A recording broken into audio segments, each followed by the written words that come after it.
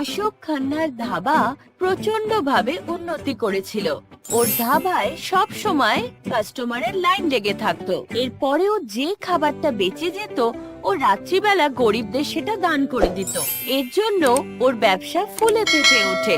আর এই উন্নতি দেখে তার পাশের ধাবার হরি সিং ওর ওপর খুব হিংসে করত।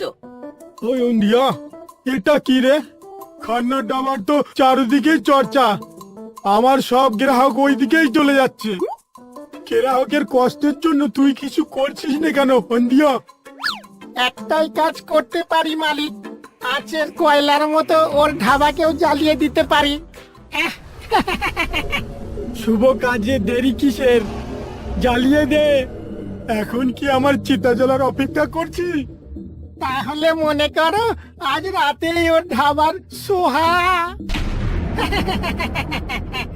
আর রাত্রিবেলা উন্ডিয়া খান্নার ধাবাতে আগুন লাগিয়ে ছাই করে দেয়।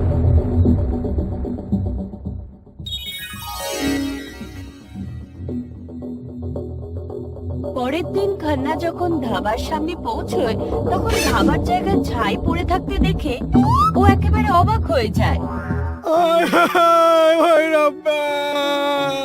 কি হয়ে গেল আমার ধাবা? আরে ও খান্না, এটা কি হয়ে গেল? কাল রাত পর্যন্ত তো সব ঠিক ছিল, আর এখন ছাই হয়ে গেল। অর্ধেক রাত্রেই হয়েছে। ওই রব্বা, আমার সব গ্রাহকের কি হবে? আরে ডোন্ট ওয়ারি খান্না, তোমার সব গ্রাহককে আমি সামলে নেব। মন খারাপ খান্না কাঁদতে কাঁদতে বাড়ি ফেরত আসে। তো পাড়ার বসে থাকা দাদু আর বাকিরা দেখে ওকে অবাক হয়ে যায়।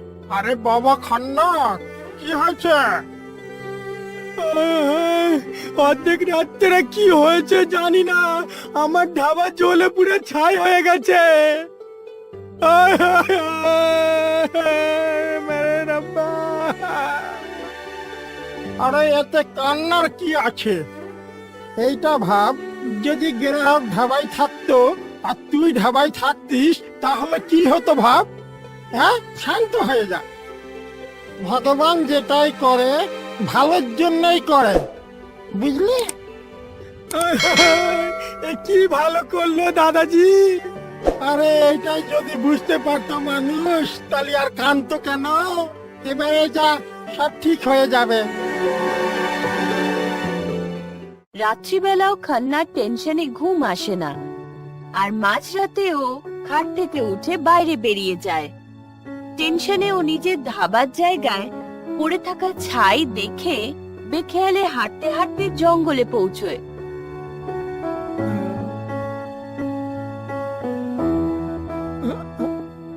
মাফ করে দাও দাদা, মাফ করে দাও। আরে আরে আমার বাড়ির সামনে কি করছো? খান্না বাবা, এটা তোমার ঘর নয়, আমাদের যোগীদের জঙ্গল। জঙ্গল? হ্যাঁ, আজি আমি এখানে কি করে আসছি? তুমি আমাকে কি করে জানো? তোমার মতো ভালো মানুষকে কেন কেউ চিনবে না? পুরো দিন ধাবাই কামাই করো আর রাতের বেলা গরিবদের উপকার করো। আর কতবার তোমার ধাবাতে আমি ফ্রিতে খানা খেয়েছি। ওই এই উপকারের কি ফায়দা বাবা? কাল রাতে আমার ধাবা পুড়ে ছাই হয়ে গেছে। ওই বাবা, আমি কিছুই বুঝতে পারছি না, আর জানি না ওই ধাবা আমি আবার কবে বানাতে পারবো। তোমার মতো ভালো মানুষের জন্যই আমি এই পাথর রেখেছি। কি? তুমি এই ভালো মানুষদের পাথর মারো?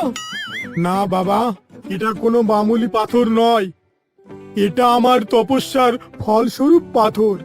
এটা মাটিতে ঘষলে যেটা চাবে চেয়ে নিজের ইচ্ছা পূর্ণ করতে পারো। সত্যি বাবা? হ্যাঁ, কিন্তু মনে থাকে এই পাথর শুধু দুবারই ইচ্ছা পূর্ণ করতে পারে, তারপরে সাধারণ পাথর হয়ে যাবে। খান্না পাথর হাতে নিয়ে সোজা ধাবার ওই ছাই পড়ে থাকা জায়গায় পৌঁছয় আর সেটাকে ঘষে বলে, ওই রব্বা, আমার উপকার করো, আমার ডাবা যেন আগের মতো হয়ে যায়।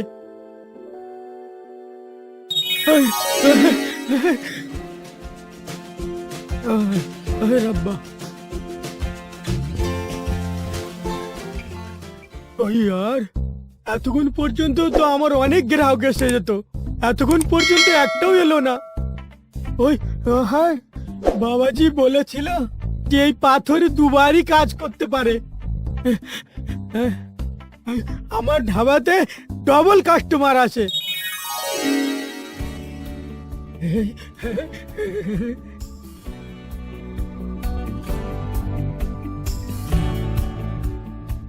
আরে ও, কোথায় যাচ্ছ তোমরা? ও আরে, তোমাদের অর্ডার এখানে আছে। আরে তোমার অর্ডার ক্যান্সেল করো यार, আমরা তো আমাদের ফেভারিট ধাবায় যাচ্ছি। ওই উন্দিয়া, তুই কিছু দেখেছিস নাকি? হ্যাঁ মালিক, আমি তো কখন থেকে সেইটাই ভাবছি কি আমি স্বপ্ন দেখছি। আপনার কথা শুনে আমি বুঝলাম এটা সত্যি। আরে রাত চমৎকার কি করে হলো? জানেন না মালিক, জানকারি করতে হবে। সন্ধেবেলা ফেরত আসার পর খান্নার কথা শুনে দাদু আর বাকিরা খুব খুশি হয়ে যায়।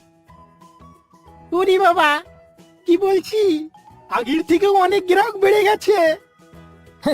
হ্যাঁ হ্যাঁ দাদা, দেখেছ, আমি বলেছিলাম না, ভগবান যেটা করে ভালোর জন্যই করে। এখন যা, কৃষ্ণা বাবু সকাল থেকে থেকে খুঁজে খুঁজে পরেশান হয়ে গেছে। কৃষ্ণাও নিজের স্বামীকে সুস্থ দেখে খুশি হয়ে যায়। রাত্রিবেলা ঘুমোতে যাওয়ার আগে খান্নাকে সবকিছু জিজ্ঞাসা করে। তখন ও তাকে পাথর দেখিয়ে বলে, এই পাথর দিয়ে দুটো ইচ্ছা পূর্ণ হয়, আর আমি দুটো ইচ্ছাই চেয়ে নিয়েছি। এক, আমার ধাবা যেমন ছিল তেমন হয়ে যা, আর হয়ে গেছে। আর আমি এটা ঘষে দ্বিতীয় ইচ্ছা পূর্ণ করেছি। আমার আগের গ্রাহকের থেকে এখন ডবল গ্রাহক আসছে। ব্যাস, আসতেই আছে আসতেই আছে। এই শুনেছি এই পাথর ঘষলে বোনের ইচ্ছা পূর্ণ হয়ে যায়। তো কেন না, এর থেকে আমরাও আমাদের ইচ্ছা চেয়ে নেই। হ্যাঁ, আরে গাধার ল্যাজ, চাওয়ার আগে পাথরটাকে চুরি করতে হবে না? ওই দাঁড়া, ওদের শুতে দে, তারপরে চুরি করব। আর ওরা ঘুমানো মাত্র হরি সিং জানলা দিয়ে ঘরে ঢোকে আর পাথরটাকে তুলে নিয়ে উন্দিয়ার সঙ্গে নিজের ধাবার দিকে যায়। মালিক, যখন আমার জ্বালানো ধাবায় এ নতুন করে দিতে পারে, তাহলে আমাদের ধাবাটাকেও জ্বালিয়ে দিয়ে নতুন করে নিলে হয় না? তো কি বলো, জ্বালিয়ে দেবো? হ্যাঁ হ্যাঁ, তো জ্বালিয়ে দে। উন্দিয়া ধাবায় আগুন লাগিয়ে দেয়। হরি সিং এর ধাবা জ্বলে ছাই হয়ে যায়। এবারে চাই ইচ্ছা। আব আমার ধাবা আগের থেকেও ভালো বানিয়ে দাও।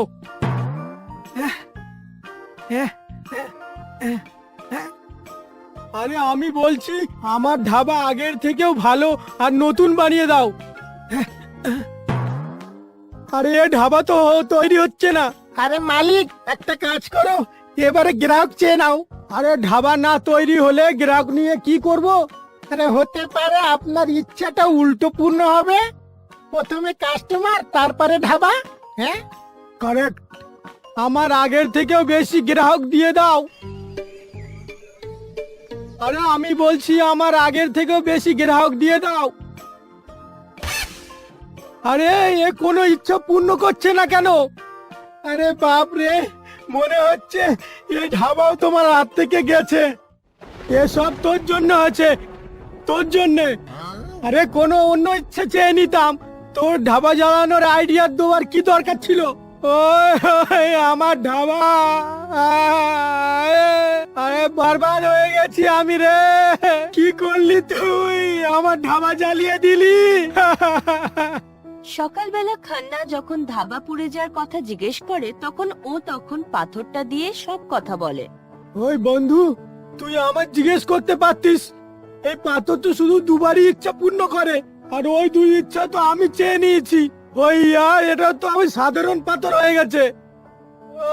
ওই আমার কি জানা ছিল এসব আমার কর্মের দোষ। আমার মাফ করে দাও খান্না, আমি তোমার তরক্কি দেখে জ্বলছিলাম, আর সেই জ্বলনেই আমি তোমার ধাবা জ্বালিয়ে দিয়েছিলাম। কিন্তু তোমার কর্ম ভালো ছিল, তোমার হারানো সব পেয়ে গেছো, আর আমি নিজের হাতে সবকিছু হারিয়ে কিচ্ছু পেলাম না।